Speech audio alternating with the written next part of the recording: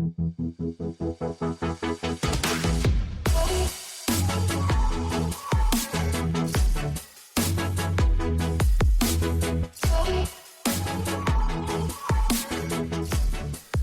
up, guys? I am Justin. And I'm Jordan. And welcome to another video game podcast.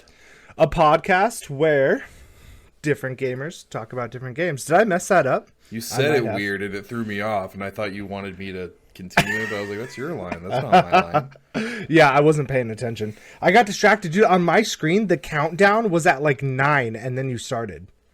I don't know. The numbers for me go like 9, 8, 4, 6, and then it just starts. You're like, oh, okay. Well, that's convenient. Yeah, it records all of it though, so all right, it's not a big deal. So what are we talking about today, Jordan? Dude, oh my God, we're talking about a phenomenal game known as Star Wars Battlefront 2. I saw that face, Justin. Justin's not a fan of this one. Rightly so. They fucked up at the beginning. Yeah, they messed up real bad. You might want to put a timestamp. I already cursed. They messed up real bad. We're past a minute. We're fine. Okay, cool. With the release of this game, however, I believe that they did a lot to make the game much better later on. You know, so it comes and goes. You know, they definitely made a really big mistake in how they initially released the game. But the gameplay is phenomenal. If you're a Star Wars fan, you're gonna love it no matter what. Like, you're getting ahead of yourself. Let's talk about why you like it. Yeah. This is the shortest podcast ever. We just come on, say it's good, and then we log off. I know, right? So, yeah, from my face, I don't love it. But I love it for some reasons, and some reasons even mechanical. So, I feel like we should start with the history of just like Star Wars Battlefront as a whole. Yeah, you know more than I do. Yeah, that's a great place to start. So there was an original Star Wars Battlefront 1 and 2 that came out for PlayStation 2. I think both of them did. They were great games across the board. Granted, I never played online. I think Star Wars Battlefront 2 technically did have an online mode. I never did that, like the OG one, the one that came out for like PlayStation 2. And you know, the gameplay was great. I remember a lot of nights being over at friend's house and just like getting into the game until like 4 a.m. You know, it was like one of the first games I remember playing where it was like a first person shooter or third person shooter. There was open, like really large scale maps. The graphics for that time were pretty good. And also they revamped it and brought it back out for PSP. They revamped it and brought it back out for that. Go ahead. Can you just take a minute to talk about how great the PSP was? Did you ever have one? Oh, it was phenomenal. Yeah, it was so great. So good. They just cut off the store for PS Vita. Right? The next one, which yeah, was such a niche audience of who had that PS Vita, but it's a great console. PSP is so good. Yeah. I mean, PSP was a blast. Yeah, and then I remember they were going to start the whole Star Wars Battlefront thing over again, and they were going to do it for the PS4 era and like the Xbox One era. And I remember like the Star Wars, the first one that came out for that, also phenomenal. I was actually working at GameStop at the time when that came out, and it was, oh my God, it was so much fun. I got to dress up as a Jedi and go to work. And when could you dress up as a Jedi and go to work? Like for the midnight release of that game. Oh my God, I had so much fun. Well, that's what I'm going to do when eventually I give up. I'm going to show up to work with a robe. Yeah, and a lightsaber. Oh, sorry. No, just a robe. Just like a bathrobe that was kind of dirty. And yeah. just start talking like old Ben. Oh for no my reason. I'm god. gonna be like 30, and I'm just gonna start talking to everyone like this. Yeah, just talking to everybody like your old Ben. I just watched New Hope last night. Oh, there you go. Just There watched you it again. go. It was my Oh, wife's first time seeing it. She's really uncultured. so I mean, you had the divorce papers on the way, right? Like, No, I had a prenup just in case. yeah, She okay. never watched it. Yeah, that's a good move. That's a good move. To be fair, I made Riley watch like all like how many Marvel movies are there? Like 20 something. I made her watch every single one when we first started dating. I was like I was like I will not date you And unless she's you still here. I know. So that's how you know, right? That's how you know it worked out. Watch every single Marvel movie. But okay, so Star Wars Battlefront 1, it was really an enjoyable time. It felt a lot like Battlefield, but like with a Star Wars skin over everything. Which I mean, I love Battlefield, so this was right up my alley. You know, I enjoyed like so much of that game. Then Star Wars Battlefront 2 came along, and they had a real rough start. Justin, I'm going to let you take it from here because I feel like I have too much of an emotional connection to I have too much of an emotional connection to Star Wars and to this game franchise as a whole to like fairly talk about the things they did poorly. So I want you to take it from here. Where did they mess up? What happened? I'll shit on this game. So the game disclosure. The game now is fine. I played it because I got it for free, and I played it after they fixed everything. It's fine. I personally am not crazy about it. I never got enthralled, but I thought it was a fine game. I had problems with the campaign, but and we'll talk about that later. But I think that the way they started, specifically with microtransactions, was one of the worst things that could have ever happened to the gaming industry. Now, if EA is notorious for being super greedy, and the way they did so basically they did you ever bought a mobile game? I'm talking to just viewers and Jordan. You know, you buy a mobile game, it's free, but then you go in and you can pay money to get characters, points, whatever, you know, in anything, and you can do better because you are putting money into it. That's called freemium model, and freemium model is ridiculous when you've already paid $60 for the game. And then, so basically, if I have $60 and I am doing well for myself, and Jordan has $60 and he's very low income, he saved up money for that $60, and I put in another $100, I can get better characters and better gear, and it's totally unfair. It's There's a noticeable difference in gameplay. I feel like that is the factor where things go wrong, right? Like, because if there's microtransactions, but it's like cosmetics, like who cares, right? That's fine. No one cares. Or even if it's just like an extremely slight advantage, it's still not ideal, right? Like you're shaking your head. Yeah, still not ideal. But if it's just a very, very slight advantage, I think I would still give a little bit of grace. But oh my God, like when the go ahead. I hate any game that allows you to pay to win in a multiplayer fashion. Mm-hmm. If I put in more money to if you release single player DLC where you can get a really cool sword in it, that's one thing. It's single player. You're not competing. If you're multiplayer, the amount of money I own should not matter on whether or not I'm winning, on whether or not. And yeah, I get it. There's still a skill boundary, but there is definitely a threshold of I could be really good, and someone that's a noob just has a way overpowered character versus the character I have, and it completely unbalances the game. So the way they did it wasn't just you buy a character; it's you buy a loot box that has a chance to get that character. Like if you wanted Darth Vader, I can't remember the exact numbers, but if you wanted Darth Vader, or sorry, not just Darth Vader, if you wanted every item in the game. Or get a bunch of loot boxes in the game, you can earn them in game, But in order to get every item, and you would have to get every loot box you got would have to have a different item in it every time. You would have to spend over $2,000 to get every item, or spend well over 4,000 hours in gameplay. And that's, again, if you got a different item with each loot box. That's a problem. You're basically giving you, like, you can grind for it so it's even. It's like, yeah, I can grind for 1,000 hours to get 5 loot boxes, or so this person just paid $15 and got 5. And it's a very broken method, and it got everyone talking about it more, because this has been a problem.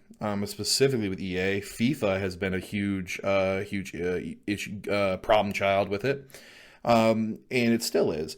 And it got governments involved specifically in the UK. Talking about, like, are loot boxes gambling? I think they absolutely are. It's when they're pay to win. If you're getting a loot box in Overwatch and it's all cosmetic, that's fine. I still don't love loot boxes, but that's fine. I don't care. You're spending your money on that cosmetic. I've spent money on cosmetics in online games. It's fine. But when you're getting items that people don't have, and you're getting abilities that people don't have for monetary value, you're paying for that. It's very unfair, and it was a huge issue. And the whole gaming community had a huge uproar about it, because it's not like Call of Duty where it's only those first-person shooter competitive players like Jordan played it. Star Wars fans, a lot of Star Wars fans are also RPG fans. So there was a huge mixture of people, a huge pool that game could apply to. And it ruined a whole lot. I think there's so many more people. I feel like the player base would be doubled if they didn't go this route at first. They have fixed it since, and that's the thing. The gaming community got upset enough. EA actually listened, took out those loot boxes that have better items, and now it's all cosmetic, which is how it should be. Yeah. Let me tell you, from someone who played the game, like, since its release, the first few months was, oh my God, it was an absolute nightmare. Let me tell you, like, especially like the first few days when, you know, you had the majority of people just had like a few base game items that they got lucky and unlocked from loot boxes. And then, like, you might, like, I remember times I'd be on a really good streak. I would have like 6 or 7 kills, and I would be lining people up ready to get 8 more. And then some dude would just annihilate me from halfway across the map because he had like this weird sniper rifle ability that he just randomly got lucky and unlocked from a box, or he had an extra $200 to spare and just blew it on the game. It was fucking terrible. That being said, the rest of the game, at least for me, was still so good and so enticing that I just kept playing through it. And don't get me wrong, there were times when I was frustrated and I did shut the game off and like went to go play COD or something else, like Battlefield or something along those lines. But when that game first came out, it was a nightmare. It was really, really rough. And I mean, now it's so much better. But I mean, I are we ready to move on to that? Do you have anything more you want to add, Justin? No, I mean, I just wanted to point out how this game was one of the catalysts to people talking about it more, and it's sour. But Battlefront 2 still leaves a bad taste in my mouth because of that history, and I think I speak for a lot of players, and I say that we feel that way. Yeah. And I've played the game since, like I said, and I think it's fine. I played it. I didn't love it. I just found the multiplayer boring, and I found the campaign half-assed. But and we'll talk about why when we get into mechanics and what Jordan likes in it and what I don't. But it was such a milestone for the progress that we are trying to make on making sure games are fair, and how EA needs to be stopped, and EA is terrible. Yeah. Oh my God. It was really rough at the beginning, and I will 100% agree with you. The campaign did feel half-assed. The graphics were good. The story was okay, but it was much too short. It was much too short for a $60 game. And I mean, I realized that it's like, nowadays you're paying a lot. I think a lot of players are okay with like not having campaigns if the multiplayer is really in depth and like really good. And it got there eventually. It got there, but at the start, the multiplayer was a nightmare, and it was a little glitchy. Granted, when I first started playing the game, I was playing it on a PlayStation, and it wasn't too bad. But there was some times when it was pretty rough. And the campaign, it was forgettable. I mean, with what was her name? It was like Iden Versio or something like that. You followed like a female stormtrooper, or like a female. She was like some like the Navy SEALs of stormtroopers, and you follow like her journey to the light side, to being a good guy, and like all that jazz. And Luke Skywalker made an appearance in it, and it was, I mean, it was okay. Like I said, the graphics were cool. It just wasn't super memorable. You play it once and you forget it and you set it down. That's not why people played the game. Yeah, there were really cool moments in it, but it was just way too short, and you could tell it wasn't where their priorities lie. And that was one of the reasons I downloaded it, is because I heard it had a story. That's the reason a lot of, like I said, it's that pool, that mixture of those RPG players with the competitive shooters. This being a Star Wars competitive shooter, a lot of people it appealed to a lot of people, and a lot of people that went in for somewhat of a story were really let down. And I did want to talk about this. So EA has stated, saying that they don't see how there's their way of saying that they can't make money off of it was them saying that they don't see an appeal for single player games. They don't think that that's appealing to a lot of players. And then Star Wars Fallen Order came out. Incredible. Which was so good. It was an incredible game. So good. And it was, and that game alone made them kind of turn around and be like, okay, maybe you're right. Even like PlayStation has been proving them wrong with that. PlayStation exclusives, they're always so good, and most of them are single player. And a lot of people, I mean, what was it? God of War won 2018's Game of the Year. Yeah. Second to Red Dead Redemption 2. A couple single player games. Yeah. And not to mention Last of Us 2. Last of Us 1. Mostly single player. I mean, I never touched the multiplayer in The Last of Us. Apparently it was really good, but I never touched it. Yeah, it's all you didn't about need that to. single player, and I think that EA was just horribly mistaken. That's also why they canceled. Did you know? I can't remember the exact number. They canceled a lot of Star Wars games that came in. Did you know that there was going to be a game where you played as a young Boba Fett, Boba Fett, and they had like a cool a gameplay example came out where it's like on a broken ship and you cover shooting, and it looks so cool, and then they just canned it. And there were a few games like that where everyone was so psyched, and I'm just like, EA, what are you doing with this Star Wars IP? Just use it. Use the hell out of it. And they're like, no, we need to make more money and make it a games as a service. Like, no, you don't. Stop making these games as a service. We need to make money. We need to make so much money. They're finally stopping trying to make games as a service for everything. Like one of my favorite series of all time, which we will talk about, I will kill you if we don't. It's called Dragon Age. It's my favorite RPG of all time. Dragon Age 4 is in the works, and it's made by BioWare. BioWare is owned by EA. At first, it was announced it was going to be a games as a service, and it has never been before. I was furious. I was extremely pissed. And now that because of a change in leadership within BioWare, they came out and said, nope, we're not going to do that anymore. And I was so relieved because it's my favorite series of all time. I did not want it to be online. Yeah, let's get back to the topic at hand. There was, to be fair, I don't know if this was EA or if this was Disney or if this was like the audience, probably a combination of Disney and the audience just like screaming at EA to fix the game. They did fix the game. They 100. And you know what? Round of fucking applause, because there's a lot of companies out there that will shit out a game. The audience will like clamor and say, hey, you need to fix this, and they don't do shit. EA did fix it. They did.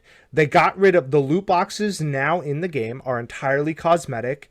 all the items and abilities that you got from loot boxes, you now can unlock just by playing the character that would use them, and you can upgrade the abilities by using those abilities for a long period of time. They switched it to like a skill point kind of method where you can get a certain number of skill points per game you play, or like if you did really well, you'll like get some cards or whatever. Yeah, yep. Yeah, because I played it for a total of 2 days to the multiplayer, and I think the only character I had that I thought was cool, I think I had General Grievous. Yeah, But who did you mainly play as? I'm curious. Who was your favorite? It depended on. So I had this buddy, Jeff Steichen. Shout out to Jeff. Me and him would grind on that game What's forever. his address? 123 Wallaby Way, Sydney, Australia. That's stupid. Yeah. But me and him would play it like as a team all the time, and he would be, I think it was like he would be Han Solo and I would be Chewbacca, and I think Chewbacca is still the person like I mained for the longest time. He was a tank and his bowcaster was pretty freaking great. And that was like the heroes versus villains mode, right? Where, you know, you would have a team of heroes and a team of villains. And oh my God, they revamped that from the first one so much. So much. In the original heroes versus villains mode from Star Wars Battlefront 1, you would only have like, it would be like 6v6. You would have like 2 heroes, 2 villains, and then everybody else would be like regular stormtroopers or like rebel fighters. It was okay. But let me tell you, like the having it be like a whole team of heroes and a whole team of villains going at it against each other is a blast. It's so much fun. They changed that mode a lot too, to where like I feel like they made the lightsaber characters in Heroes versus Villains way more powerful than like people who had a gun. But then you can also like range people. So I mean, I don't know. They might have. Some people could say it's balanced. Some people would say it's not. But I mean, I played as Chewbacca quite a bit, and I loved every single moment of it. I'm trying to think of who else I would play as. Ooh. Oh yeah. Oh, nice. You got it all pulled up. Sick. Oh yeah. There was also on the villain side, you could play as I would play as Captain Phasma, who has some sick abilities, and Jeff would play as Bosk, because with Captain Phasma you would set down this area effect droid where if somebody came in close enough to it, it would stun them. And then Jeff would play as Bosk, who had these mines that you would throw down like in a certain area. And so what we would do is I would put my droid, people would come to attack us, they would get stunned, Jeff's mines would blow up, they would be down to half health, and then we would just steamroll kids. It was such a great combo. It was oh my God. I had so much fun playing that with him. Just a blast. Just a blast. And like Bosk's gun is like, if you don't ADS, it works as like a shotgun, almost like a slug shotgun that would shoot like just three pellets. Yeah. The gun looks stupid. It does look a little weird. Granted, he looks kind of stupid. But then when you ADS'd with that gun, it worked as a sniper rifle, which is gnarly. Like it was, oh my God, it was so much fun doing the heroes versus we never villains. talked about this beforehand, but we're gonna start doing these live as well as recording them. So if you hear us talking about something that we're showing on screen, it's because we're showing it live. And so what we're going to do every time we record, which should be every Wednesday night, we're going to record. And what we'll do is it'll be on Jordan's Facebook. And if you don't know where he is on Facebook, we're also going to post it on our Twitter, a link to watch this. You said Wednesday? Aren't we doing Sundays? Sundays. Sorry. Sundays. Yep. Sundays. So we're going to have this every Sunday night when we record. You can also ask us questions or and stuff like that in the chat on the program that we use to record. But yeah, join us there. We're on Twitter at AVP Casting. Yep. Or you can watch it from like my Facebook page too, Captain Redbeard 96 on Facebook. But yeah, either the link or my Facebook page. We're showing stuff live now too, so that's pretty slick. But yeah, oh my god, dude, I just have so many memories of staying up way too late playing this game and just having a blast doing it. Just having a blast. There's a couple of game modes that I would like us to go over, Justin. The next one is the Starfighter Assault game mode.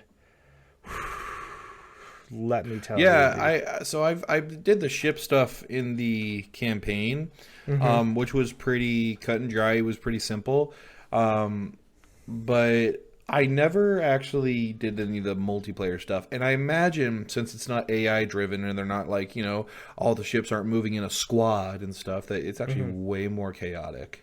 Yes, it is really chaotic. It's really fun. What made it really unique and different to a lot of like ship fighting games that I've played was the lack of gravity, right? Like you're in space, so there's no gravity. So there's nothing pulling you down and there's no up and down. Like up and down is based on the orientation of your ship, not where any sort of land is.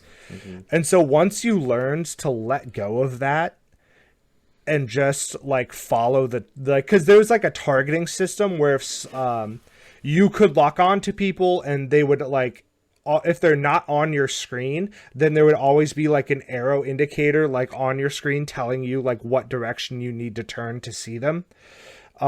Same with if somebody started shooting you, you would get an arrow indicator telling you which way to turn to like see them. Oh my god, dude. I remember I would just straight dominate kids in that. Dominate for hours and hours on end. I was an absolute beast. What were the different ships like? Like what were the different abilities for ships? Yeah, so you had the common X-Wing, which was very middle of the pack. It had rockets, it had blasters. They were all average, like in power, and usually like an R2 unit of some kind, like a repair ability. You had, and that was the equivalent to like the TIE fighter, if you will. So there was also like a Y-wing, which would be like the bomber, and there was like a TIE bomber as well. Those would be like your objective ships. So you would hop in one of those in order to like do massive damage to the like target, like the objective in the game. Attack the weak point for massive damage. Exactly. You don't even get that joke, do you? No, I don't. I'm sorry. Disappointing. And then there was usually a like a fighter, if you will. I don't know what it was called. It might have been like the A-Wing in Star Wars Battlefront, or the TIE Interceptor. Yep, the A-Wing or the TIE Interceptor, depending on what side you were on. They were very like fast, agile. They could shoot a lot, but it would not do a ton of damage because it was designed to like attack ships. This would be like your ship-to-ship fighter. This is your submachine gun of starships. Exactly, the submachine guns of starfighters. And when you accumulated enough points in the Starfighter Assault mode, or like, in any mode, but if you accumulated enough points, you could play as a hero ship. So you could play as the Millennium Falcon, or you could play as like, oh yeah, you have Poe Dameron's ship right there. You have Kylo Ren's ship, the Slave One, Luke Skywalker's Starfighter, Darth Maul's, Darth Vader's bomber. This is Boba Fett's. The one to the right of it was Darth Maul's, I don't know how to say it, like Scimitar ship or something like that, where that ship would like turn invisible and you could fly around the map and like shoot people down. Oh my god, dude, it was so much fun. Much fun. The Darth Maul ship looks like a doofy dude with a big nose. Right? Some Donald Duck shit going on right That there. looks stupid. Oh man. Oh, dude, there were so many just great ships. And honestly, like that's what I felt was missing from Star Wars Battlefront 1 was like the starfighter mode, because I remember like I loved the ship to ship fights in the OG Star Wars Battlefront stuff. I thought it was a blast. And so like watching it, like playing it with like high fidelity graphics and getting to play with my friends. Oh my god, dude, I loved it so much. So much. I was just such a beast at it. Why? What would you? Is it easy to get into today? So, yes, but just like all EA games that are towards the end of their life cycle, it is plagued with a certain problem, a certain type of gamer, if you will. Justin, take a stab at what I'm guessing or what I'm trying to talk about here. What? Yeah, like a game that has reached the end of its life cycle, but it's a multiplayer game. What do you think happens? What do you think is in every single lobby? Who do you think is in every single lobby? Leroy Jenkins. Leroy Jenkins! No, dude, hackers. Oh, man, let me tell you, it's kind of plagued with hackers.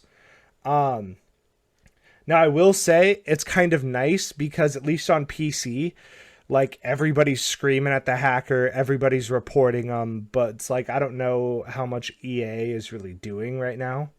Yeah, right. Like, yeah, you I mean, you see this. Like, you see EA this stuff on games the are screen. I mean, what we're showing on screen right now is basically the most popular EA hack is where you can see people through walls and you see the skeleton of their player model, and it is very overpowered. Yeah, Obviously, it's hacking. Yeah, I mean, you're looking through walls and stuff, and people are aimbotting, and Who's the worst? Like, there's got to be a few. What are some, like, iconic Star Wars characters that you'd be like, oh, they're going to be so badass, but they're actually terrible? can you pull up the hero list again for me so I can see them? Let me take a look here and see what comes to mind. Who was really bad? Oh, they have tiers. Yeah, they have a tier list. F tier is Princess Leia. I don't like this tier list. Can you just show me like just type in like Oh, they put your guy in the D list on this one. No. Let me tell you, whoever did that just doesn't know how to use her. Apparently Anakin's way high up in all of these. I think he was like I think currently, because like I said, they changed a lot of the game mechanics so that the people who had lightsabers were super strong and the people who had guns like moved to the bottom. Like, how are you gonna do my boy Chewie dirty like that? Yeah, this one's in the category of needs help. Yeah. You got Chewie.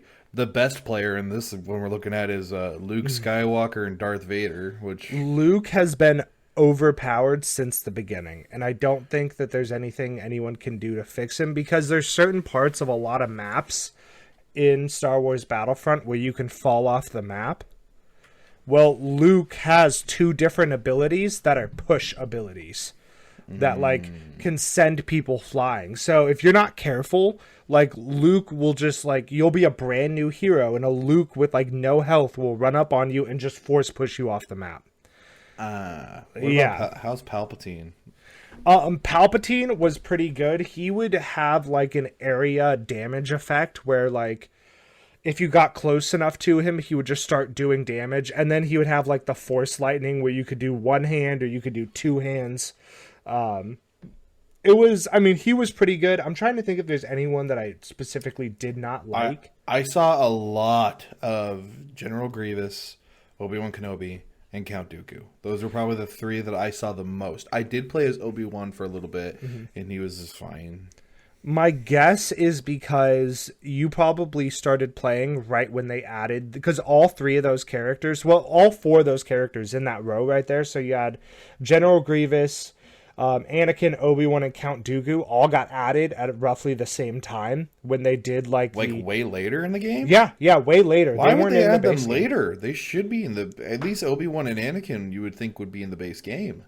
So the base game, the characters that they kind of stuck with were like the OG, like Star Wars 4, 5, and 6. And then episodes 1, 2, and 3, like all that content, a lot of it came out as like a DLC later. A free DLC. Obi-Wan no matter what. And it's not like I see an old Ben Kenobi in here. Yeah, there's no old Ben Kenobi. Yeah, no, they got added later. I think Finn got added later, obviously, because of when the movie came out, and so did Rey. Who was out first then? Who were the first people on here in your recollection? Obviously Darth Vader. Yeah. So everything from... I'm looking at the list here. So we had all the heroes that came out with the base game were Boba, Bosk, Chewie, Darth Vader, Sidious, Han, Iden, because this is her game. I don't actually Kylo was in the base game. Yeah, Kylo was in the base game. I think actually Rey. So I think actually the first 2 rows of heroes that we see here on the screen, the first 2 rows of heroes were in the base game. Obi-Wan. No, and Captain Phasma was in the base game too. I don't know. It's so hard to remember at this point. We're talking like 4 years ago now. Also, I just want to point out the voice acting for Han Solo in this game was weird. It was so awkward because it's obviously not Harrison Ford. But it was very obvious it was not Harrison Ford. Yeah. Which, like, I don't know. If you're not going to have Harrison Ford, I mean, you know, at that point, well, I guess people can do really good impressions. I don't know, man. You know, I don't even know. I'm trying to look. Heroes, Villains, Starfighter, Assault. Check this out. Young Han Solo is now in the game. Oh, yeah, that's a skin that you can get. So that's not a character. That's a skin that you can unlock for Han Solo. There's a young Lando Calrissian, too, who looks like Childish Gambino. This doesn't even look like Han. It looks so weird. Yeah, I don't know what that's so bad. This is from the game. This is what he looked like in the campaign. Weird. Yeah, they gave him a beard, and it was bizarre. Because, like, this is a skin you can get where he gets, like, the OG stuff. Yeah. This is bizarre. Look up the young Lando Calrissian skin. It's just, it looks gnarly. Yeah. Oh, it's just Childish Gambino. Yeah. Donald Glover in the flesh. I like that a lot. Right? Oh, yeah. That was like one of the best skins to get. Man, now I want to go play this after this. Holy crap. Yeah, I like that skin a lot. Yeah. Wait, so you have this game? On Xbox, I used to. I got it for free. Yeah. It was the... so check it out. I pulled a couple of stats up for this podcast. One... on a Reddit post, like EA made a comment like about the game itself. Go ahead and Google this. If you just look up Battlefront 2 Reddit dislikes, they broke a Guinness World Record for the most disliked comment ever. I remember this. Let's read this, okay? I'm gonna read this too. So, the intent is to provide players with a sense of pride and accomplishment for unlocking different heroes. As for cost, we selected initial values based upon data from the open beta and other adjustments to milestones rewards before launch. Among other things, we are looking at average per player credit earn rates on a daily basis, and we'll be making constant adjustments to ensure that players have challenges that are compelling, rewarding, and of course attainable via gameplay. We appreciate the candid feedback and the passion the community has put forth around the current topics here on Reddit, our forums, and across numerous social media outlets. Our team will continue to make changes and monitor community feedback and update everyone as often as we can. And let me see if I can find how many dislikes there were. Yeah, over 600 dislikes. So let me see. 600,000. 600,000 dislikes. Let me see if this tells me. It was absolutely insane. Let me tell you. Oh man, I just want to find. that one. I wonder if the original post is still there. Oh man. Received over 680,000 downvotes. Yeah. Broke Guinness World. Now, you want to know, here's the crazy thing. Here's the crazy thing. In June of 2020, so not even 1 year ago, they still had 6.6 million active players across all three platforms. That's sick. Isn't that absolutely insane? I will say it looks like they're averaging around 2 million players, but during that time, it was Epic's free game, like on PC. That's when I think, well, no, I played it when it was free on, I think it was free for a little bit on Xbox Game Pass. That's when I played it. A lot of numbers are taken from those free games. Like I know Rainbow Six Siege has their free weekends every now and again, and that's usually where they pull numbers of like, this is how many people are playing the game. It's like, because it's fucking free. Yeah. Now I will say it looks like they're averaging normally around 2 million players like every month for the game. Still, like how many years later and after that nightmare start, which is really impressive. Like, right? That's really 2 million players a month. Let's compare this to another game. What game? Oh, that's not fair. Oh man. I want to see. Yeah. No, don't look up. Look up Call of Duty number of players.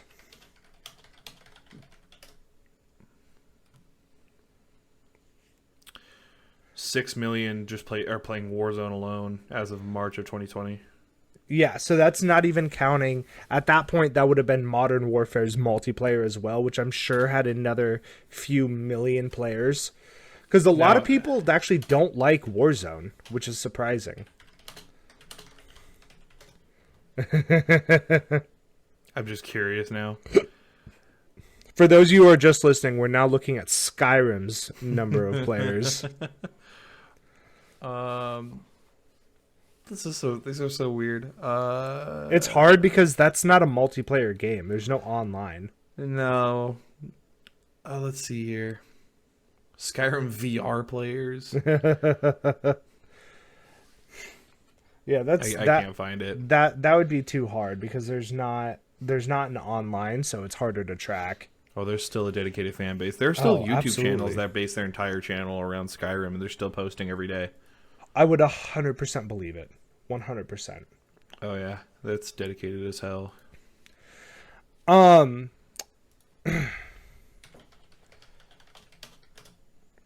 do we got here? I'm just looking at Battlefront 2 photos. Oh yeah, some more Battlefront 2 photos. Oh yeah, the game was a little glitchy when it first came out. I see a whole bunch of like glitch stuff. I will say I did not. There were definitely way worse games when it came to glitches. Last week's episode. Yeah. Check out last week's episode. That was a very glitchy game. Yeah. Oh my God! Look at that one where Luke has 2 noses and 1 eye. That's actually a thumbnail. I know that's not an actual glitch. Oh man, that's funny, a thumbnail for a video by Game Ranks.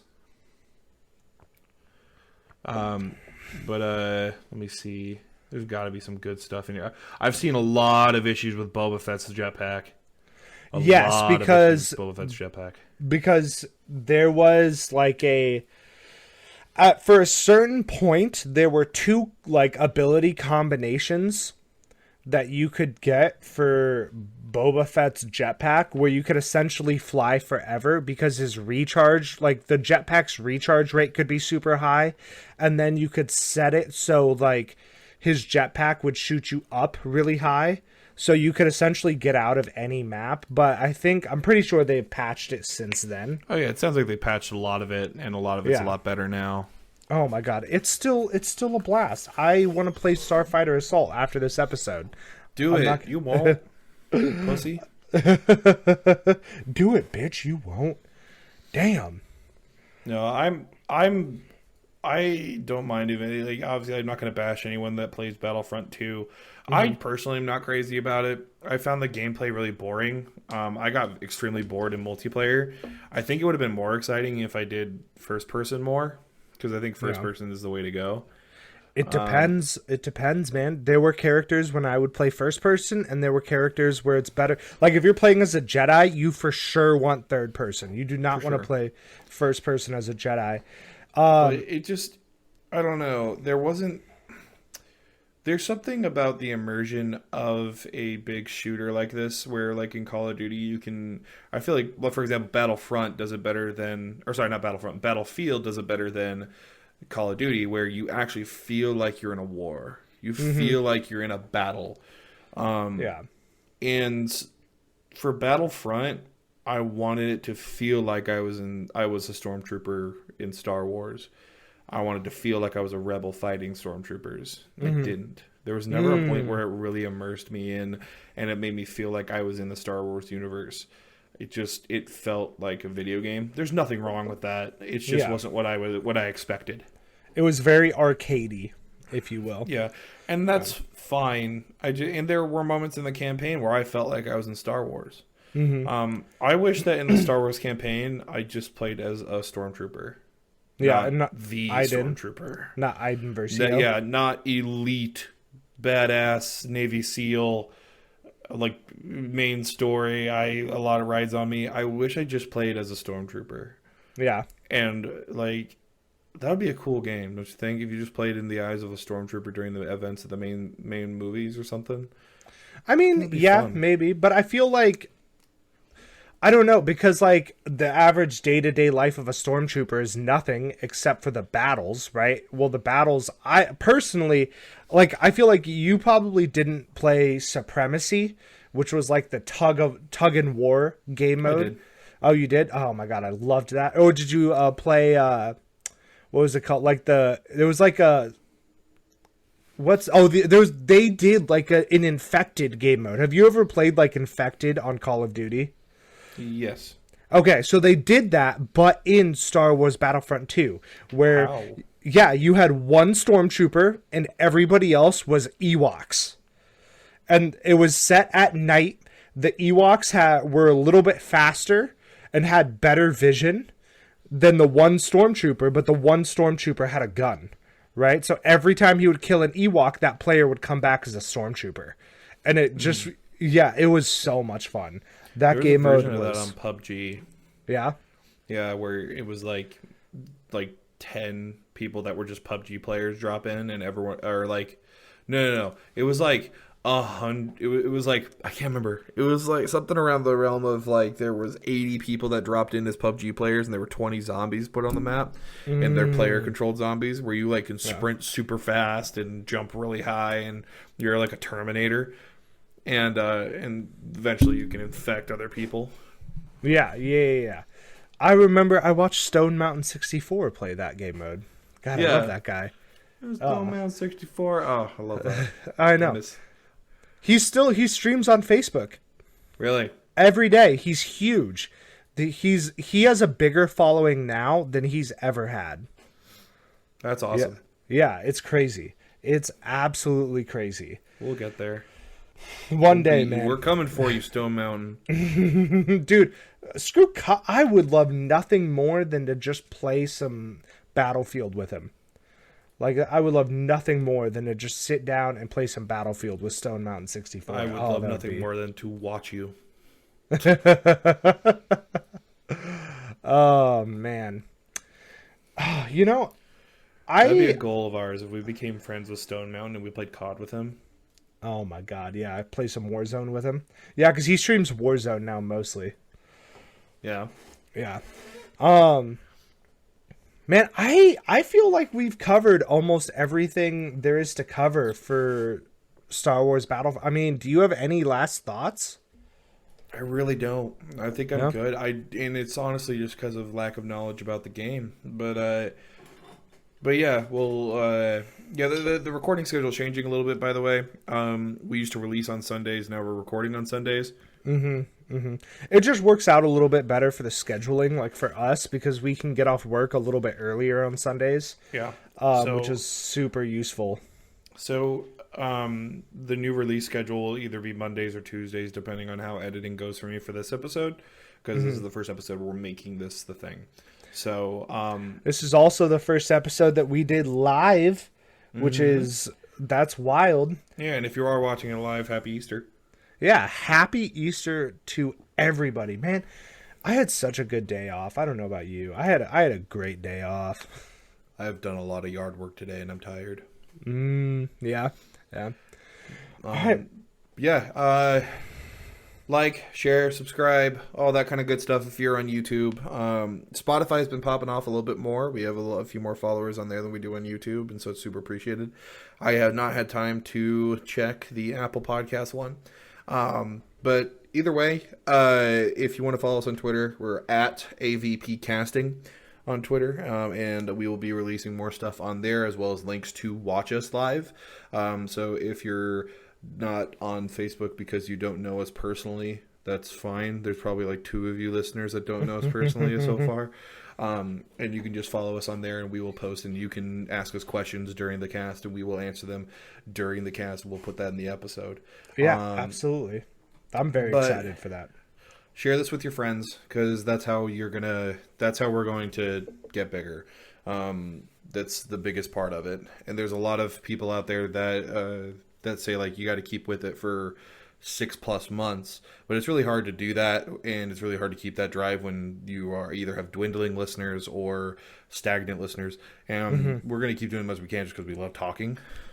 Dude, honestly, like, I will sit and do this with you every week if nobody listens. Yeah, Screw it, dude. I enjoy this a lot, and so we want to keep enjoying it. But that's how we get, and especially on YouTube, if you like, share, subscribe, hit the bell, that all helps the YouTube algorithm, and that helps us out.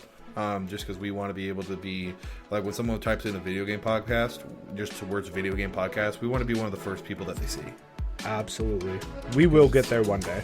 We're literally called Another Video Game Podcast. That means there's a ton of others out there that are like us, and we want to be able to beat them. I know, right? All right, well, I hope y'all have a good one. Happy Easter.